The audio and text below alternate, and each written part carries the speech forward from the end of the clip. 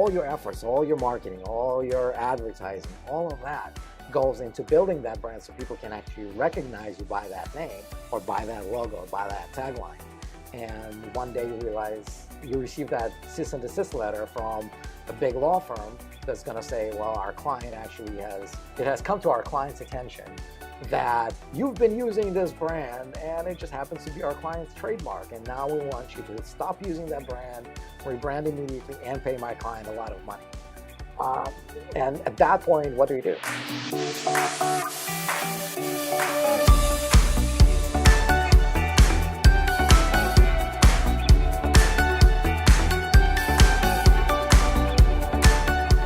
So welcome, Andrei. How do you say your last name? Mincov. Mincov. So nice, good Russian name. And I love the Russian accent, even though you don't have a very Well, strong I can speak with a Russian accent when required. I try not to do this very often, so, you know. I do not speak Russian, but I can put on Russian accent too. There you go.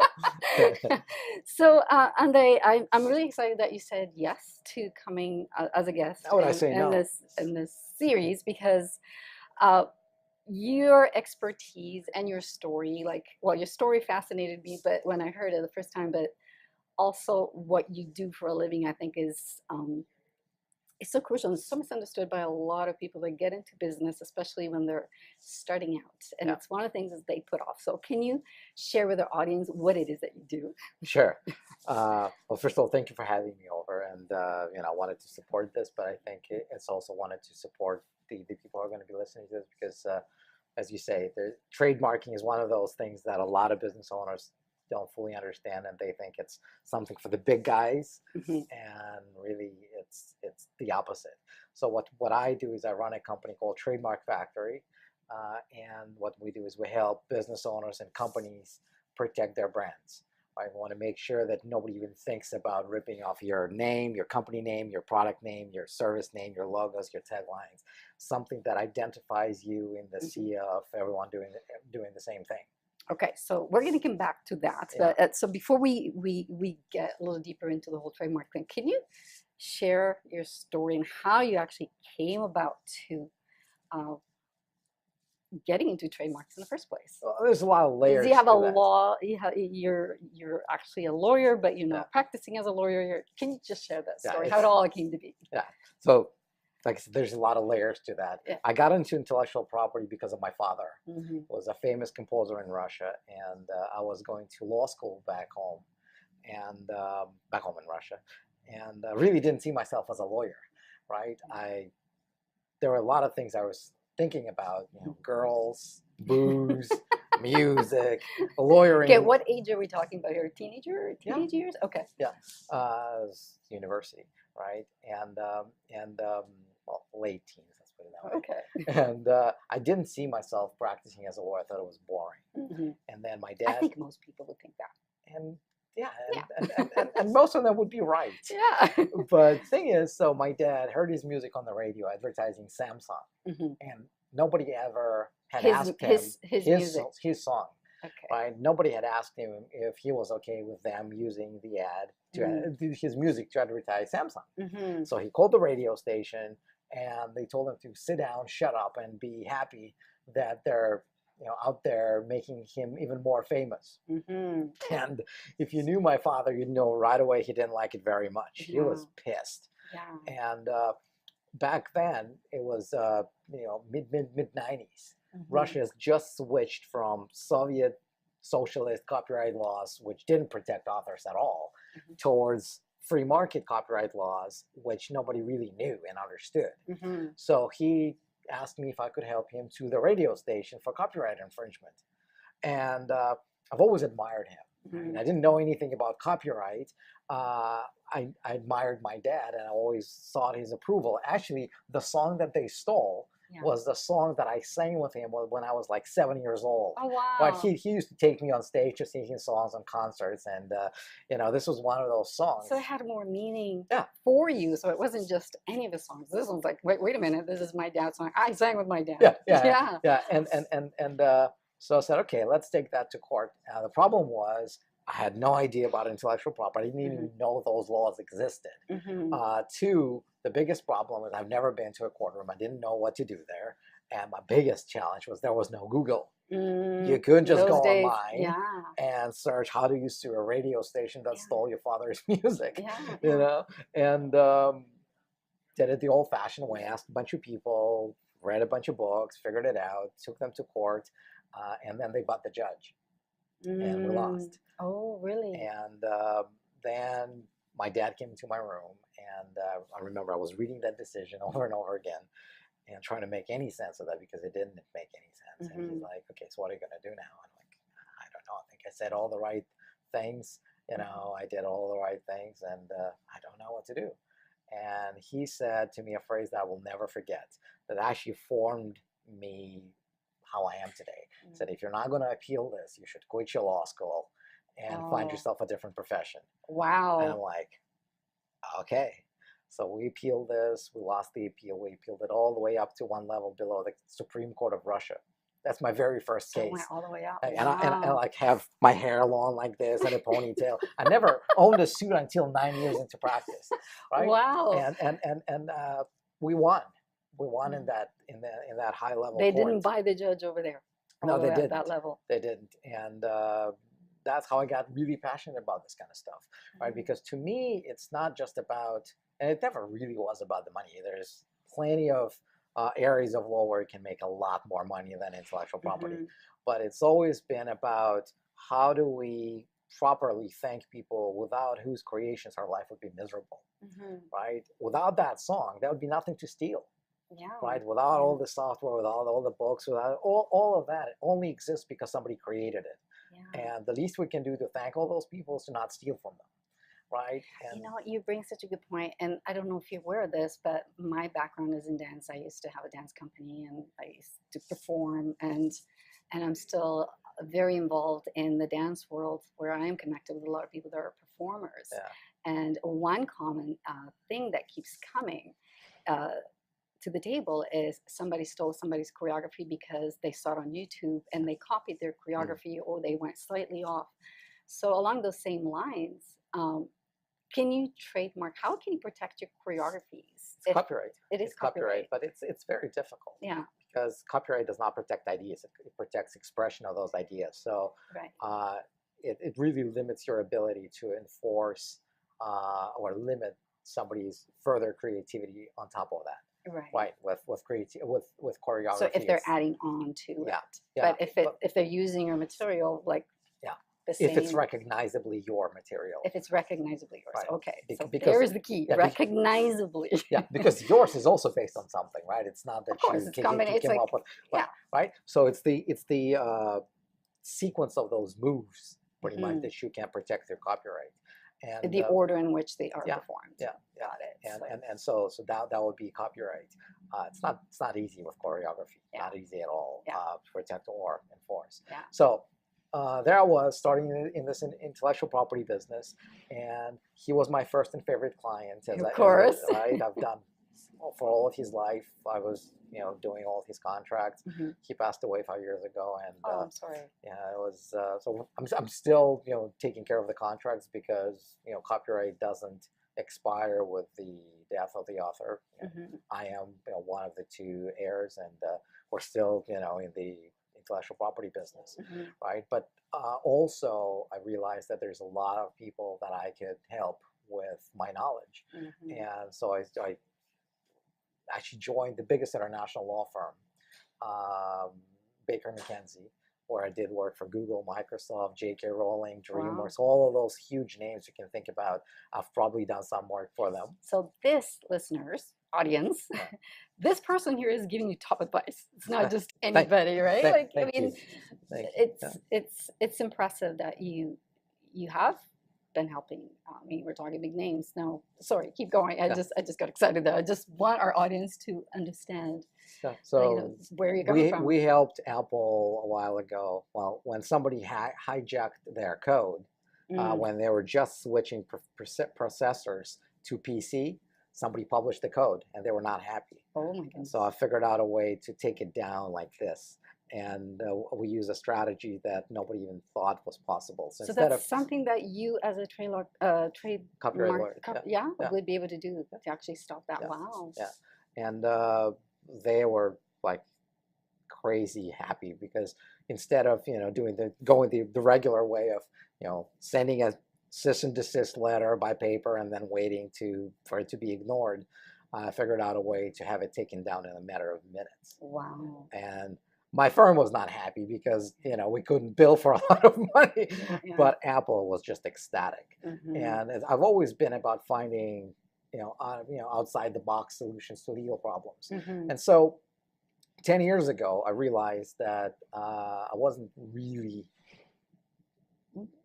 living an exciting life. Now, all those cases were great, but my life was happening to me rather than I was creating it. Right? They would raise my salary every year. I would get more cases, but like I said, I felt like I was living a life of a happy grandfather who's kind of sees the life go by. So what was it that was not exciting anymore? Was it because you were being given cases that you may not have taken, or was it the hours, or what was it? All of that was great. I was actually very happy, but I didn't see enough of control. Right? I didn't. Yeah. I was a passenger in that car. Okay. It was a great car. Yeah. And we were going pretty fast, but I was not the one at the wheel. And so 10 years ago, I decided to leave Russia, leave everything behind, and start from scratch in Canada. And everybody was like, what the hell are you doing? It's a big jump. It was a big jump. I had to start all over. I had to go back to law school for 3 more years. Wow. And no friends in Canada, nobody. And that gave me quite a challenge. And the 3 years of law school were probably the most frustrating years of my life.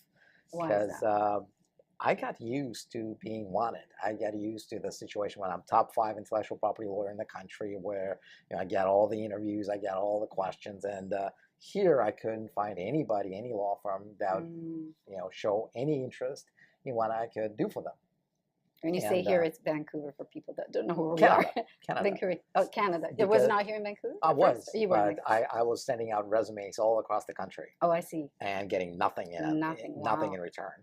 And this is how I discovered the book by Robert Kiyosaki, Rich Dad, Poor Dad, which really started me on the entrepreneurial journey, because I am very stubborn, I'm very persistent, and the last thing I wanted to do is, after 3 years of law school and getting my Canadian lawyer license, to go back to Russia and say, you know what, it didn't work. No. It didn't feel good. It would not have felt good at all. So I figured out a way that, you know what, if nobody wanted to hire me, I can start my own business. And this was the part in the book in Rich Dad, Poor Dad, the thing where he says that the employment income is the most insecure type of income. I'm like, Robert, you got to be writing this book about me, because like, here I come from having great salary, great work. If anything, I know more now than I knew back then, and still nobody wants to hire me. And so I thought, okay, I got to be a really crappy lawyer if I can't make enough, money to survive, because it doesn't take that much money to not starve. Yeah, so it was really kind of hitting your self-esteem and the self-worth. Like, it's like, I'm not even good anymore. I guess you were doubting yourself at some point. Oh yeah. Like I said, that was these were the most frustrating years of my life, because I was trying to find reasons why they don't want me. What's wrong with me? How can I, make the message better? And then at some point, I'm like, you know what? Screw that. I'm just gonna start on my own. And I love this. and I'm gonna, see what I can do. So I started the law firm with really no knowledge of how to build a law firm. And now you're coming from an entrepreneurial side versus just as a lawyer. Exactly. Right? Now you have to not just be a lawyer, but run a business. I'm going to get there in one quick little second. So very quickly, I realized that my success would have very little to do with how brilliant I am and how excellent I am as a lawyer, and everything to do with how good I am with being a marketer and a sales guy. Oh man, this is so, yes. Thank you for sharing that. and at that point, I had none of those abilities. I thought of myself as the worst marketer on the planet, worst sales guy on the planet, and just didn't know any of that. So I started going to all those webinars, seminars, reading dozens of books on the subject until I got good. And in 2013, I came up with this idea, mostly as a marketing gimmick, of Trademark Factory, that we would do trademarks like nobody else does. We would offer the free trademark search, the flat fee that would cover everything from start to finish, and 100% money back guarantee. And like I said, it started as a marketing gimmick. We just wanted more people to buy from us. And until one day I realized actually it's not just marketing, it's actually a viable business model. And 2 years ago, when I looked at our numbers, when I looked at the plans for the company, I realized that in order for us to grow, the way that Canadian regulations are written, I had to actually give up my lawyer license. Something that I worked so hard for, something that I, was pretty much all my life here. That's something I've been doing for over 20 years. I had to give up the lawyer license in order to run Trademark Factory. Why is that? Why just regulations? It's just the regulations. We couldn't expand to offer our services to the US. We couldn't expand to offer our services in EU, Australia. Because the laws are different. Okay. So I don't want to bore the audience with the details. The long story short, that was probably one of the, aside from leaving Russia and the hotshot lawyer position and going to a place where nobody knew me, this was probably the second biggest step out of my comfort zone when I said, you know what, I don't need that lawyer license anymore. And this is what I think marks my full transition from a lawyer who's got this entrepreneurial inkling into an entrepreneur who just happens to know a thing or two about intellectual property law. And this was massive. Like we almost quadrupled in 2 years in terms of growth, and it just keeps getting better and better and so much more interesting. That is fantastic. So what would you say is, I'm sure you've had clients that have come to you after they've lost something, not just necessarily coming at I'm coming up with the new thing, which I like to trademark. How, maybe not so much how, but can you just share one story of maybe one of your clients that has come to you where they lost a name because of, do you have a client that's come to that? It happens all the time. And it's the most painful story. Can you share one painful story? Oh, they're all painful. They're all painful, I know. And that's the thing, because something that you work so hard to build, one day you realize that it's not yours. And you have to start all over again. And in today's industry, in today's market, the brand is really everything, because everybody does the same thing, right? There's a lot of people who do exactly what you do. And you can flatter yourself that you're better. You can maybe even convince some people that you're better. But to most people, you're a commodity. And what sets you aside is the brand, right? And all you do, all your efforts, all your marketing, all your advertising, all of that goes into building that brand so people can actually recognize you by that name or by that logo or by that tagline. And one day you realize you receive that cease and desist letter from a big law firm that's going to say, well, our client actually it has come to our client's attention that you've been using this brand and it just happens to be our client's trademark. And now we want you to stop using that brand, rebrand immediately, and pay my client a lot of money. And at that point, what do you do? Right? Either have to pull all your resources from building your business to the fight over the brand, or you have to, again, put a lot of resources into rebranding. There's no win in this situation, whether you win or you lose, right? On the legal side, your attention is divested in the wrong place. Your money is divested in the wrong space. You end up in a no-win situation, like I said. And we've had this with bigger businesses, smaller businesses, software, even mom and pop, hair salons. It happens all the time. And the more successful you become, the more painful it becomes, because a lot of people think that, we're too small, who's going to care? But to that I said, if you have a brand that's not worth fighting for, it's not a brand worth building, right? It's also, I would think, I have 2 trademarks, so I know, I understand the importance of having them, because I've had to put the stop on one of them, like where someone else was using it, and I had to say, wait a minute, that's my trademark, can't use it. So it came in it was very helpful, and it felt really good to know that, you know, it was protected, that it was protected. Just for the audience, for the people that maybe think, oh yeah, it's okay, like you said, you know, I'm not that big, it's okay, it wouldn't be too much of a big deal. In the end, it actually would end up costing more. My guess would be that it would end up costing more to have to change your logo, change the name, redo all your marketing material, than having to pay for getting that name registered, so then you're protected. Wouldn't you say so? Look, a lot of people think that trademarks are prohibitively expensive. Right. They're not. They're not, exactly. They're not. And I mean, look, we're not the Trademark Factory was never designed to offer the cheapest trademarking services out there. What we do, what makes us different, is the predictability, right? The flat fee with a money back guarantee. So I'm just going to throw the number, not for the sake of you coming to order the services right away, which wouldn't be a bad idea, but just for the sake of explaining the range. The price range. So with Trademark Factory, our most popular package, all inclusive, is $2,000. That is very reasonable, because when I did my first trademark, I paid more than that. Well, even if it's more, and I didn't have a guarantee. Let's say 5. Is that Canadian or is that US? So Canadian for Canadian marks, US for US marks. Okay. Forget 2. Let's say it's 5,000, which is way more than what we charge. Right. If you're building a business, that's an investment. Right, and you've spent more money on things that produce a lot, less material things. So there's really 3 big reasons to trademark your brand and to do it as early as you can.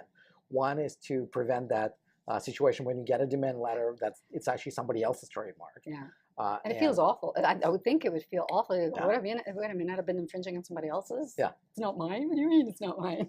And even if and sometimes you were right. Sometimes you were there first. It's just they were the first to trademark it. Right. And even if you can win in court by proving, yes, I was there first, it's going to cost you 50, 70 grand on lawyers to explain to the judge that you were there first. Because a trademark registration creates what's called presumption of ownership. So whoever's got that paper that says certificate of registration, they don't need to prove anything. Now you have to prove that they have received that registration without any right. So that's the first reason. The second reason, it makes it a lot easier for you to shut down your competitors anywhere in the country who might be using the same or similar brand to promote their stuff. And again, today, when everybody's leaving reviews, last thing you want is somebody to use your name to sell their services. Let's say their services are worse than yours, and somebody leaves a review under that brand, and when somebody researches you, they read those bad reviews. I had not even thought of that. And what do you do? Yeah. Right? So it makes it a lot easier for you to shut them down again, because when you have a registration, all it takes usually is that demand letter that says, we own that trademark, stop this immediately. Compared to when you don't have a registration, most of the time what happens is they're going to look it up, they're going to see that you don't have a trademark, and they're going to see, okay, you know what, probably these guys are not serious enough, they're not ever going to pursue this. And we had this very similar situation with one of our clients, actually, a well-known in Vancouver, a woman who runs a networking group. So before we filed a trademark on her behalf, she wanted us to send a letter to somebody who was using a very similar name, which was ignored. That letter, we sent a follow-up email, sent a follow-up letter, it's also ignored. And then we filed for a trademark, and then we sent another letter, taken down in like a matter of 2 days. Wow. Right? Nothing changed. Yeah. Nothing changed. It's just we filed for that trademark. So that makes it a lot easier. And the third reason to trademark is to build an asset. Right, and the best example I'm going to give you, it just came in the news, like literally a few weeks ago, and I'm blown away. I think I know which one you're talking about, because I think I saw you post about it. But go ahead. Yeah, it still blows me away. So George Clooney and his partner, 5 years ago, they came up with this idea that they wanted to launch a tequila brand, and so neither George nor his partner are well-known distillers of tequila. No. They're just, one is a businessman, the other one is a celebrity. And so they came up with a name, they trademarked the name, and then they launched the actual tequila. They found a distiller in Mexico, they told them what kind of tequila they wanted. And they launched it after their trademark got registered. And just a few weeks ago, They sold it off to Diageo for $1 billion. That's insane. It's like printing $1 billion in 5 years. They sold the trademark? The brand. The brand. Yeah. And so a lot of people tell me, well, you know what, of course, it's George Clooney, right? Of course he's getting $1 billion. But think about this. It would have cost Diageo a lot less to pay George Clooney to promote all of their brands on all of the mediums. It would not have cost them $1 billion to have him promote, you know, whatever vodkas they sell, whatever tequilas they sell, whatever whiskeys they sell. They bought something more than just George. They bought the brand. And, you know, as crazy number as it sounds, and probably most viewers are not going to build a brand that they're going to sell for $1 billion. That's really what the trademarking does. He would not have anything to sell if he didn't trademark it. But that's cool because you own it, but you can also sell it if you don't want to use it anymore. So there's that also. You can sell it, you can license it, you can franchise it, you can give it to your kids, whatever it is, right? So as soon as your brand... The real investment, which a lot of people see it as, it's misunderstood because I think most people, entrepreneurs see it as it's another additional cost in my business, which is not. Yeah, it's an investment. It's an investment, but I mean, it's what you do. It's the right thing to do. So, what should you trademark? If somebody just starting out or already been in business for a while, what should they really? What would you advise is they need to trademark besides their business name? Because I'm guessing that will be one of the things you would suggest. But what else would you recommend to protect under trademark? Yeah, so there's traditional things and one non-traditional, what I call trademarking growth hack. So the traditional things is, yes, company name, product names, service names, logos, and taglines. Right, so these are obvious. Right. And depending on your industry, depending on your business, you don't need all of them. You need some of them. And again, depending on how your market finds you. Right. So if, let's say, you're a, here's an example. Let's say you're a bookkeeper. Right, and you have a logo, but really your logo is not why people find you. Right, the logo is not why people make decisions to buy from you. Right, you just have a logo, and they usually see it after they get your invoice. Right, the logo may have, you know, value to you, but it might not be necessarily the number one thing I'd consider trademarking. Right, for, you know, bookkeepers, it's mostly the names of the service. If you came up with a cool service name or maybe a tagline. But here's the growth hack that I see used more and more.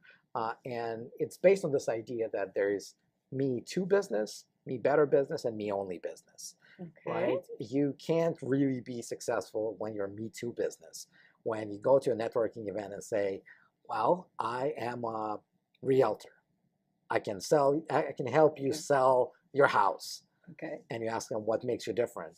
Well, I'll be working very hard on selling your house, right? It's well, not. They all say that. It's not a very compelling marketing message. Exactly. Right. Then there's me better business. That's same idea, but they're going to tell you why they're going to be better. That you know, they're going to be waking up at 3 in the morning to make sure that your listing goes up, whatever, right? And they're going to be following up with you within, you know, 36 minutes after you sending them an email. You can call them anytime. You can come up with all sorts of things that, in theory, make you better. But it's also very difficult because me better doesn't stay long, right? Once you've thrown that out there that you're better, your competition will catch up and they're going to start doing the same thing. And there is the one way to do it right, which is me only. And as Jack Welch, the former CEO of General Electric, said, if you don't have a competitive advantage, don't compete. Love it. It's nasty. It's brutal, but it's true, right? So here's what you do with trademarks, and here's the example that I saw a while ago.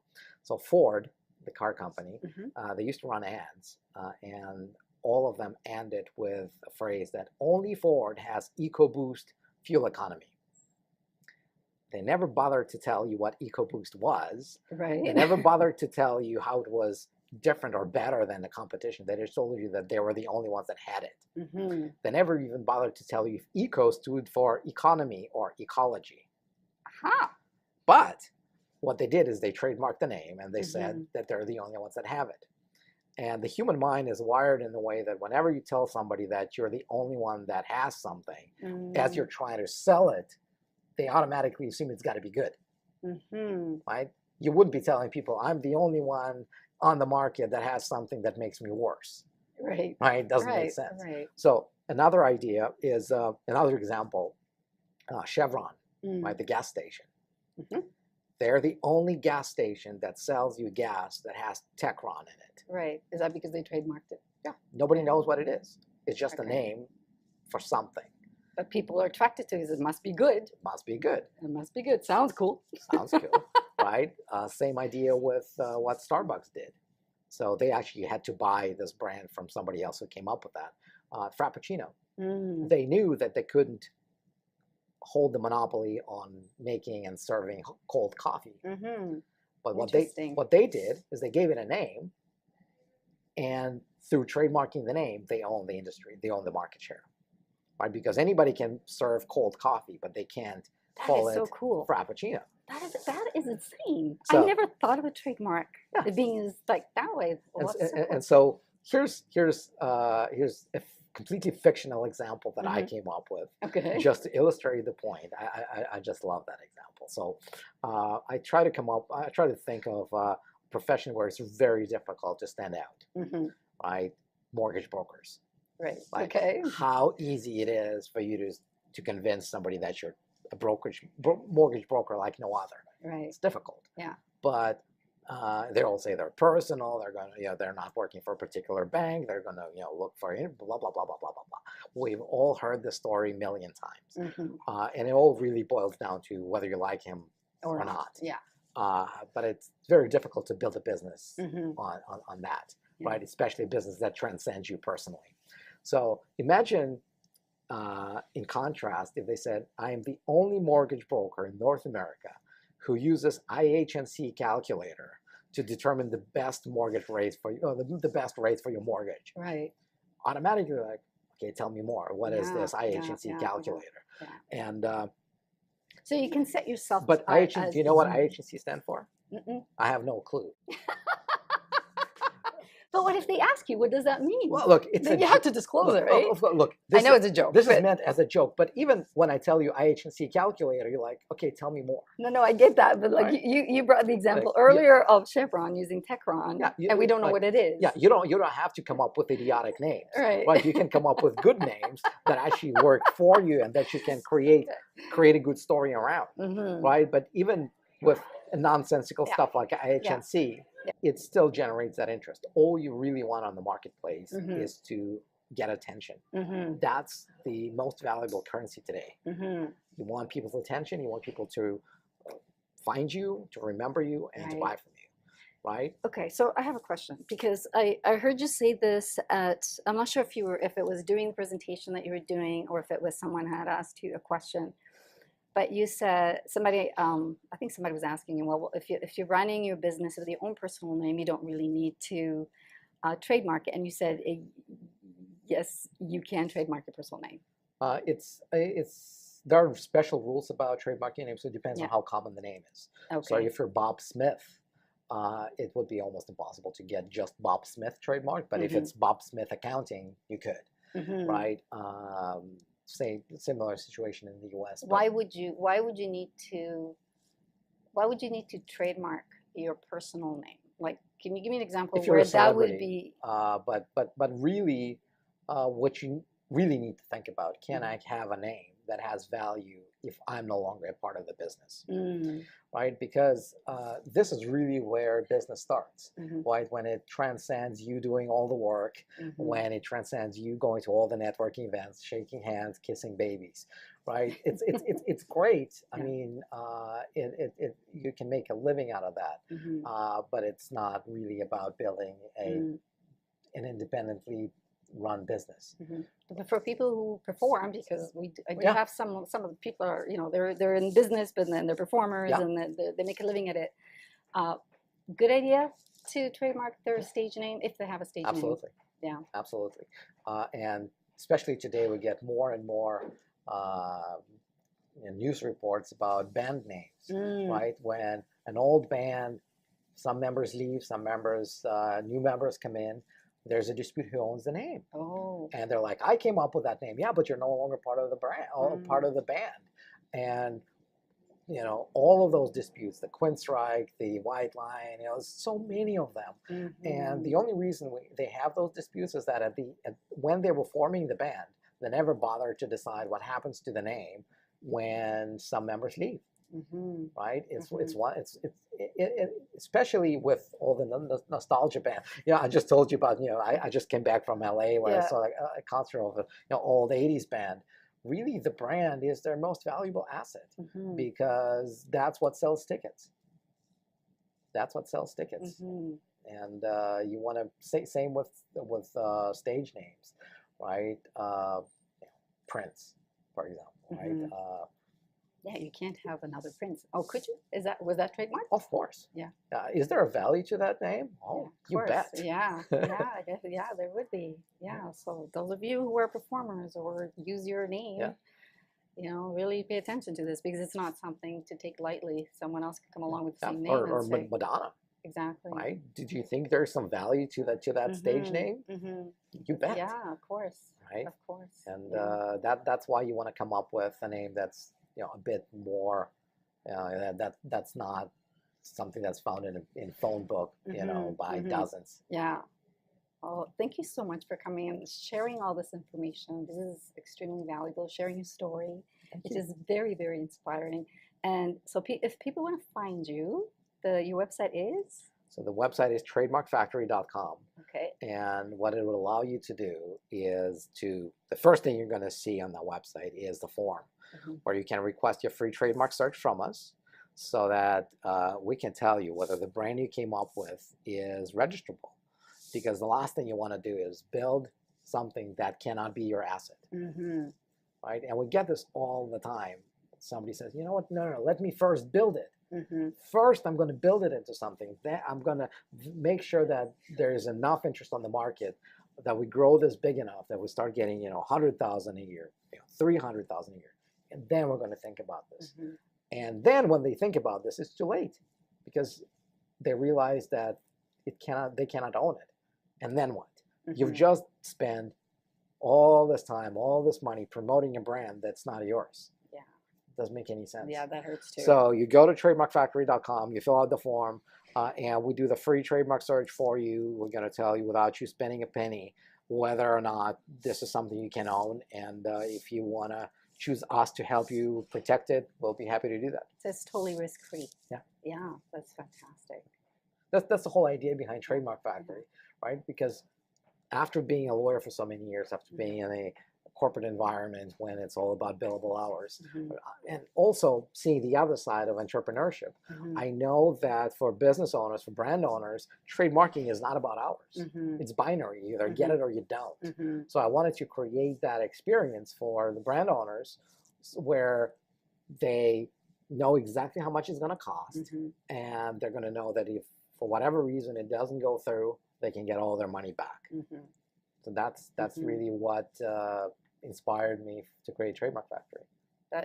I'm glad you were inspired to do this because now you can help a lot of people that are, whether they're starting out or they already got a business and they're going to get their act together and protect their stuff so that you know they can keep their brand and keep building on it. Thank you so much. I just want to close with our own tagline, if you don't mind. You go ahead. So,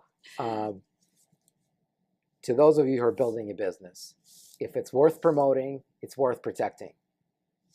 Amen to that. There you go. Thank you so much. Thank you.